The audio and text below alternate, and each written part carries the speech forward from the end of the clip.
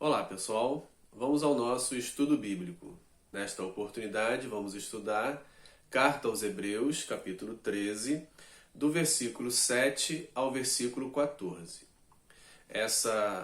Esse trecho que vamos abordar nesse vídeo, ele faz parte de um trecho maior do último discurso da Carta aos Hebreus, que se iniciou no capítulo 12, versículo 14.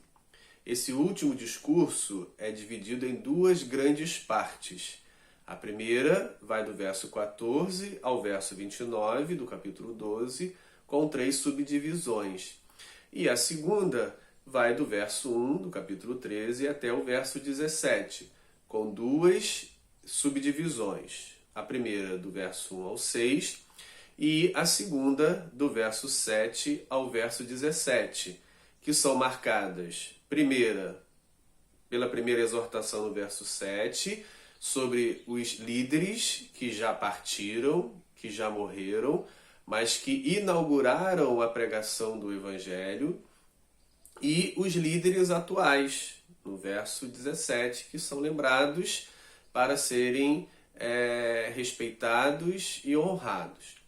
Bem, nesse vídeo eu vou abordar até o verso 14, porque o trecho fica bastante extenso. No próximo vídeo, vamos abordar os versos 15 ao 17.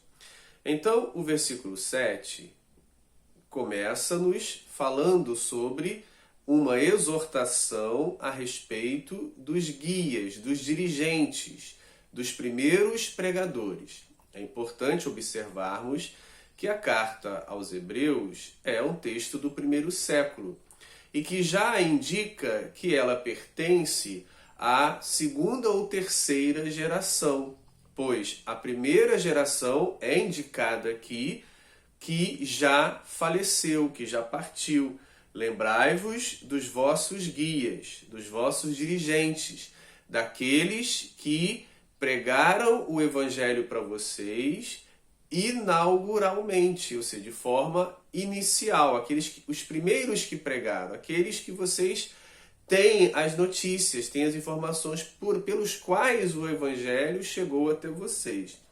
Lembrai-vos dos vossos guias, os quais vos pregaram a palavra, não pregam mais, a palavra de Deus. E, considerando atentamente o fim da sua vida, imitai a fé que tiveram. Então, considerando o fim da vida deles, já faleceram. Então, isso é um indício de que o texto se encontra na segunda ou terceira geração. Esse apelo a olhar os primeiros pregadores, os primeiros anunciantes do Evangelho e observar como eles terminaram é de grande importância para nós hoje.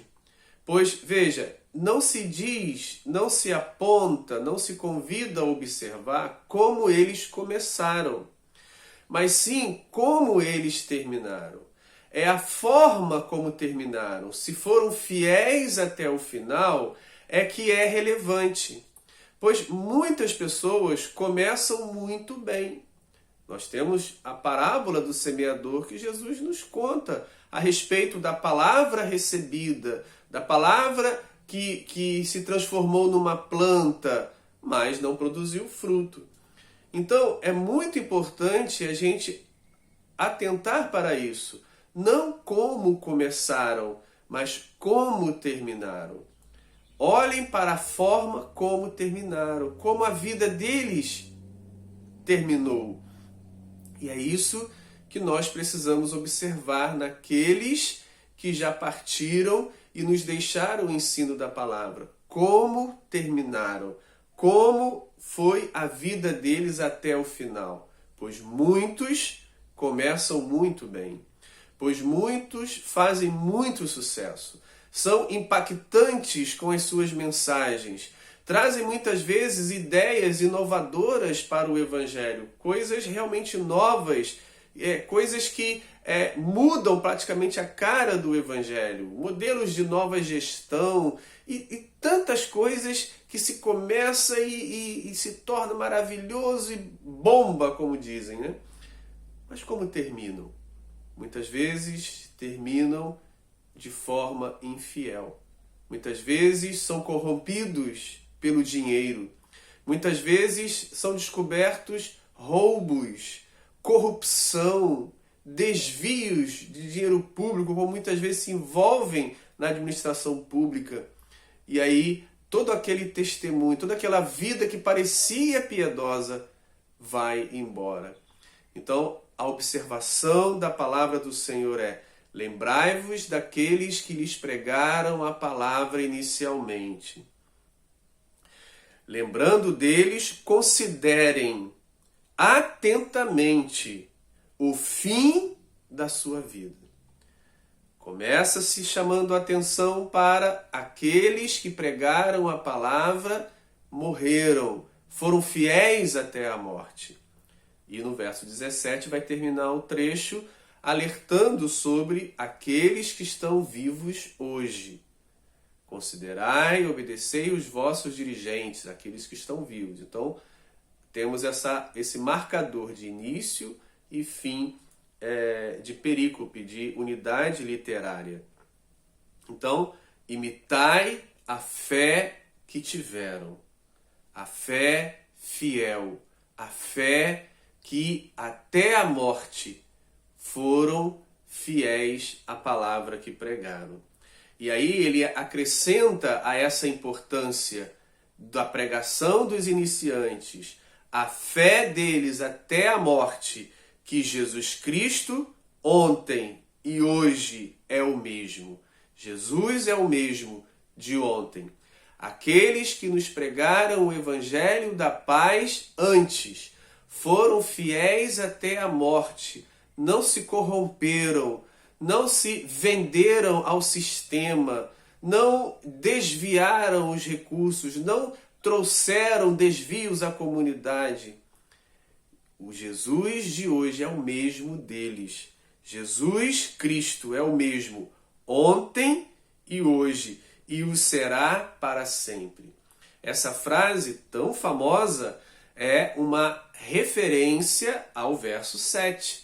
Aquilo que foi dito sobre os guias que nos pregaram a palavra e a fidelidade deles até a morte. Aquilo que eles pregaram vale, porque o Jesus que eles pregaram é o mesmo hoje e será para sempre. Versículo 9.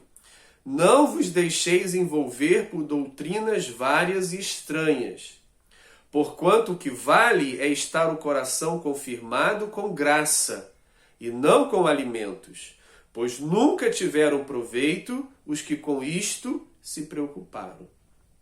A primeira pergunta que surge para um leitor atencioso do verso 9 é: que doutrinas são essas?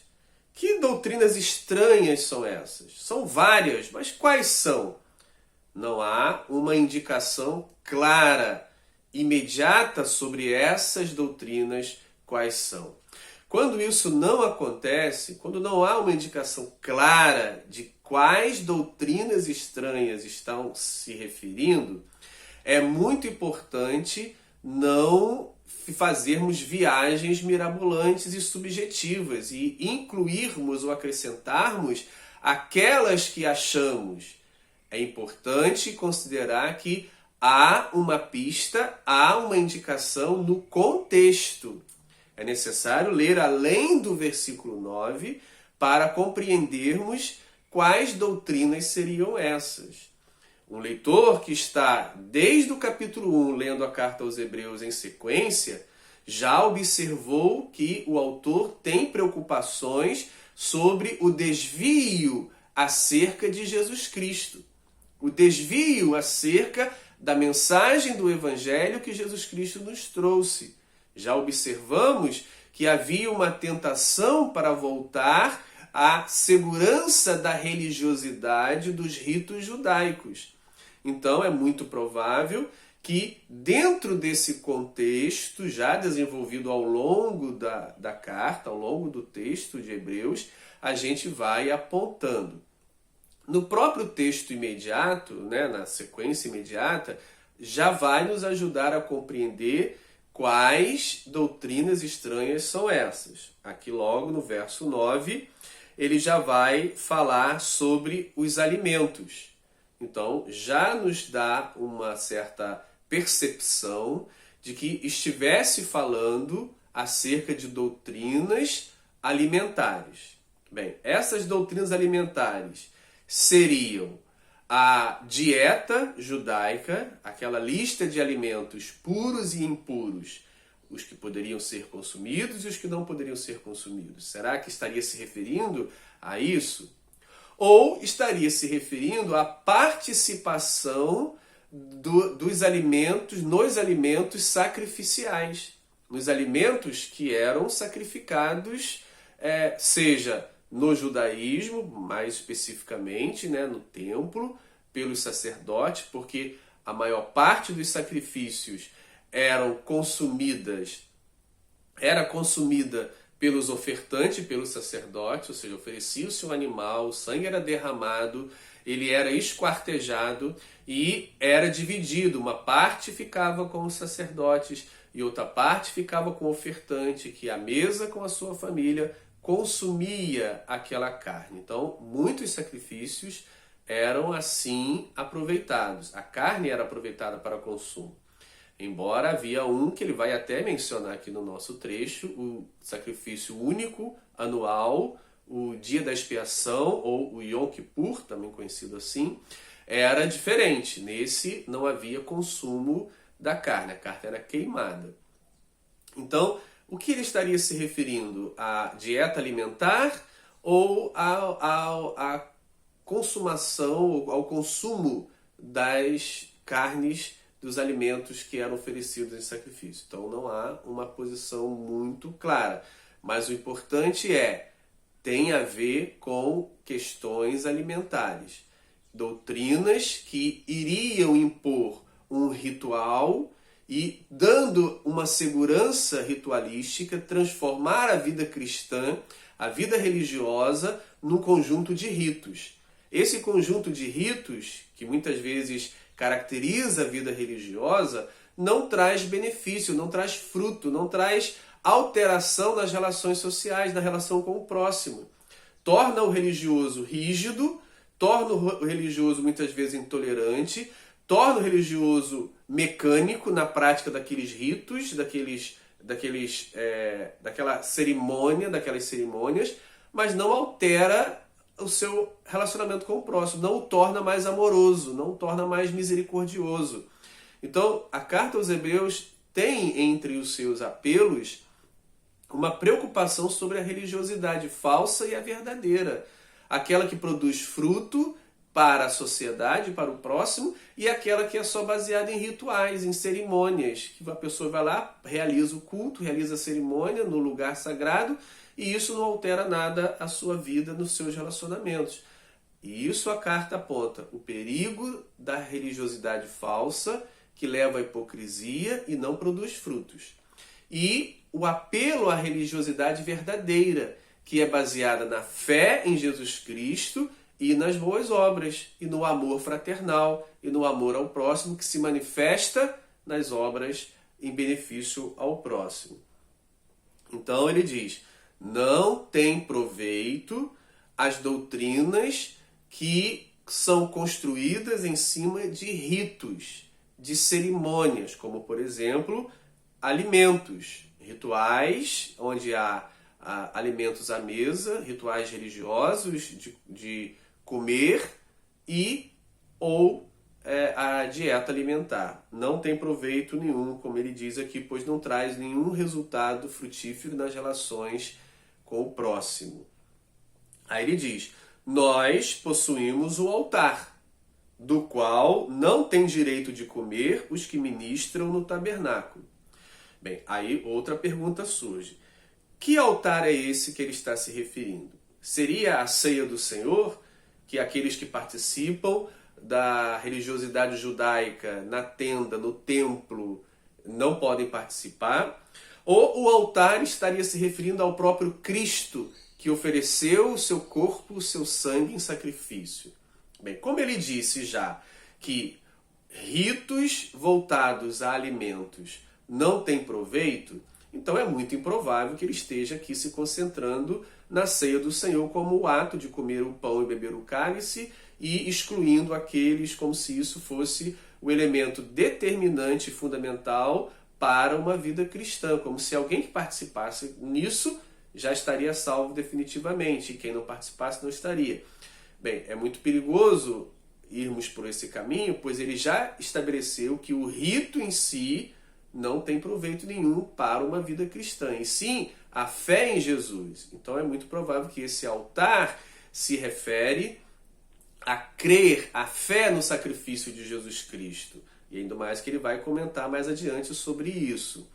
E aqueles que estão ainda ligados às tradições judaicas, aos ritos judaicos, ao templo, ao sacrifício dos animais, não vão poder participar do altar que é Cristo. Ou seja, ou você aceita o sacrifício de Cristo como o ato que perdoa-nos os pecados, nos aproxima de Deus e abre o caminho para Deus, tornando todos que nele confiam acessíveis a Deus, ou dando acesso a Deus, ou você fica com os ritos judaicos em que o sacerdote é o mediador, só ele acessa, o sumo sacerdote uma vez por ano e tudo mais. Ou seja, ele está dizendo não pode participar das duas coisas. Quem participa de uma exclui a outra. Então, nós, os seguidores de Jesus, temos um altar. Muito provavelmente esse altar se refere à morte de Jesus, do qual não tem direito de comer, de participar, os que ministram no tabernáculo, os que ministram no templo. Ou seja, ou um caminho ou outro caminho. Pois aqueles animais cujo sangue é trazido para dentro do Santo dos Santos pelo sumo sacerdote, como oblação pelo pecado, têm os seus corpos queimados fora do acampamento. Então ele faz alusão aqui ao dia da expiação, ao sacrifício anual, onde o sumo sacerdote sacrificava o animal. A referência é Levítico capítulo 16, verso 27. Sugiro que você dê uma lida. Levítico 16, 27.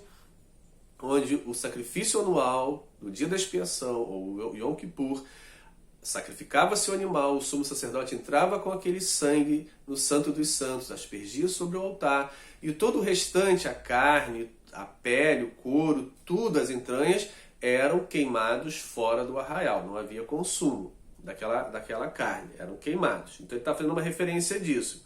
Pois aqueles animais cujo sangue é trazido para dentro do Santo dos Santos pelo sumo sacerdote, como oblação pelo pecado, têm os seus corpos queimados fora do acampamento.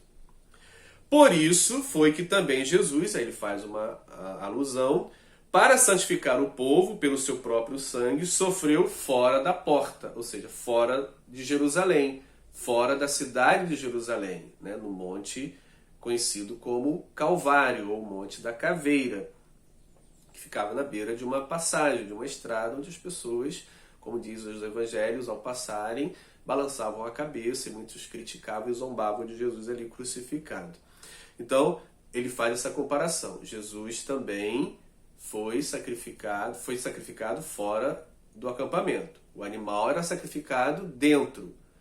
A carne, todos os seus elementos, pele, couro, entranhas eram queimados fora. Jesus se sacrificou, ofereceu seu sacrifício fora do acampamento. Por isso foi que também Jesus, para santificar o povo pelo seu próprio sangue, sofreu fora da porta. Saiamos, pois, a ele.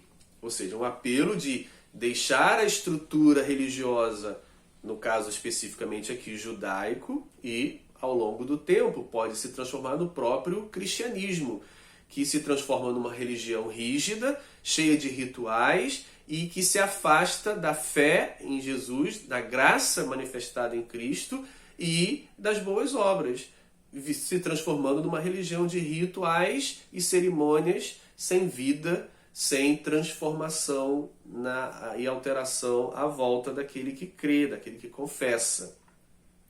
Por isso, apela-se, saiamos, pois, a ele, vamos para fora do arraial. vamos para fora da cidade, vamos para fora do acampamento, vamos para fora do templo, vamos para fora da estrutura religiosa rígida, vamos em direção a Jesus que está do lado de fora. Saiamos, pois, a ele, fora do arraial, levando o seu vitupério, levando a sua vergonha, se identificando com ele na vergonha. Então, aquilo que a religião oferece, que dá segurança às pessoas, é o orgulho, a soberba, a honra, né? A condição de estar numa situação elevada. Enquanto que aqueles que seguem Jesus, que foi envergonhado publicamente, se identificam com a sua humilhação. Então, há uma escolha de uma religião pomposa que dá segurança e honra e prestígio, ou uma identificação com Cristo nos seus ensinamentos e na sua vida, que trazem, que levam e se identificam com ele na sua humilhação. O apelo é: saiamos da estrutura religiosa que dá conforto, estabilidade, prestígio e honra. Saiamos em direção a Jesus, que está fora desse sistema religioso, levando conosco a vergonha de Cristo, se identificando com ele na sua humilhação. Na verdade, não temos aqui cidade permanente, mas buscamos a que há de vir. Ou seja, a religião que conforta, que dá estrutura, que dá honra, que dá prestígio, ela está voltada para a cidade daqui, para o sistema daqui. E o apelo é, e a verdade apresentada é: não temos uma cidade aqui, buscamos uma que há de vir. Então não faz sentido para os seguidores de Jesus que saem do arraial, que saem da estrutura religiosa e vão com ele para fora, levando consigo a sua humilhação, não faz sentido brigar pela cidade daqui.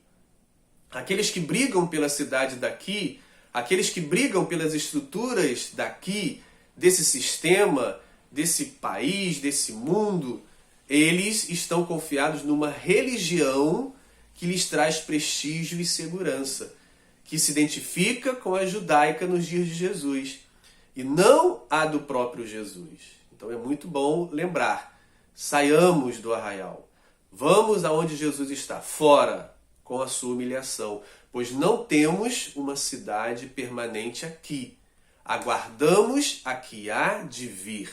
Aguardamos aquela que virá quando Jesus voltar. Por isso não faz menor sentido os discípulos de Jesus brigarem por uma cidade aqui. Deixe as pessoas com a cidade daqui. Nós aguardamos a que há de vir. Que o Senhor nos ajude. Amém.